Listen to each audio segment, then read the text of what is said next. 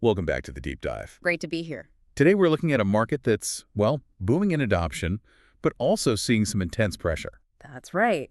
We're digging into the China New Energy Vehicle Weekly Chart Book. This one's for week 28 of 2025, published July 16th by Goldman Sachs China Securities. And it covers that second week of July, the 7th to the 13th. Hmm.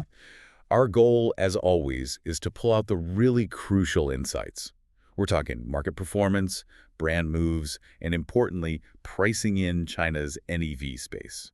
And the headline finding is pretty stark, actually. NEV penetration, so electric and plug-in hybrids combined, hit 56.4%. Wow, over half the market. Exactly, a huge jump. But at the same time, dealer discounts got wider, so that immediately signals, ongoing very tough price competition. Okay, let's break down some key numbers. Overall passenger vehicle registrations for the week were 362,000 units. That's actually down 9% week over week. And NEV registrations also dipped a bit, down 4% week over week to 204,000. But here's the fascinating part you mentioned, despite those slightly lower absolute numbers. Right, the penetration rate climbed. It went from 53.5% the previous week up to 56.4%. That's a 2.8 percentage point increase. So NEVs are grabbing an even bigger slice of a slightly smaller pie that week. Yeah. Shows where consumer preference is heading, doesn't it? It really does. It underlines that fundamental shift. Now on to the brands. This is where things get, well, pretty dynamic. Definitely. You saw some big swings. Tesla China, for instance, saw registrations jump 145% week over week. Huge number. Yeah, massive. And Xiaomi wasn't far behind in terms of percentage growth, up 37%. Lane Auto also saw a small gain, about 2%. But then look at BYD. Still the volume leader, no question, with 24% market share. Dominant, yes. But they actually had the biggest loss in market share week over week, down 2.2 points. While Tesla gained the most share, up 3.7 points.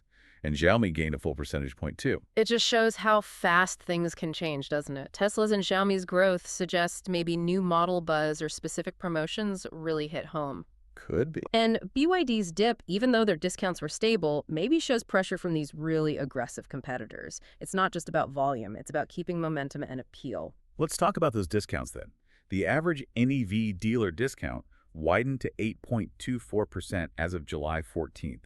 That's up from 7.95% just the week before. Yeah, that points towards manufacturers prioritizing market share, maybe even over short-term margins. It feels a bit like a strategic land grab. Interestingly, BYD's discount specifically held steady at 5.56%. Right. So they weren't necessarily leading that charge downwards. Right. And we also saw a couple of official MSRP cuts from manufacturers. Leapmotor cut prices on its C11 EV and ERV facelift models. How much were those cuts? Pretty significant. RMB 21,000 on the EV, that's about 12%, and RMB 13,000 on the ERV, around 7%. So price competition is happening at both the dealer level and the manufacturer level. It is. Although, year-to-date, the number of official price cuts is actually down slightly compared to the same period last year, 59 cuts versus 75. But the average discount size, around 8%, is holding steady. So the pressure is still very much on. Absolutely. But despite that, demand seems robust. Look at the new orders reported for week 28. XPeng and Leapmotor both logged 10,000 units. And Xiaomi and Hema weren't far behind, 9,000 each. So people are still ordering cars. Yes, the underlying demand seems strong, even with all this price maneuvering. And a big part of that demand has to be the government's auto trade-in program, right? Oh, for sure. The numbers are impressive. As of the end of May, the Ministry of Commerce had 4.1 million applications for the subsidy. 4.1 million, wow. And the pace picked up. Average daily applications jumped from 32,000 in early May to 45,000 by the end of the month. That clearly confirms the program's impact. It's really greasing the wheels for upgrades, making NEVs more affordable. Exactly. It's accelerating that shift, pushing penetration potentially even higher. It's a major policy driver. Okay, looking ahead, the next few weeks seem packed. Lots of launches coming. Yes, quite a few key events.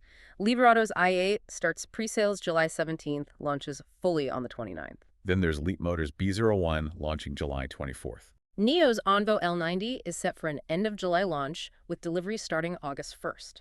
And BYD isn't standing still. They're launching the Sea Lion 06, both DMI and EV versions, also by the end of July. So yeah, lots of new metal hitting the market. That'll give us more data points on consumer appetite and how these brands stack up against each other.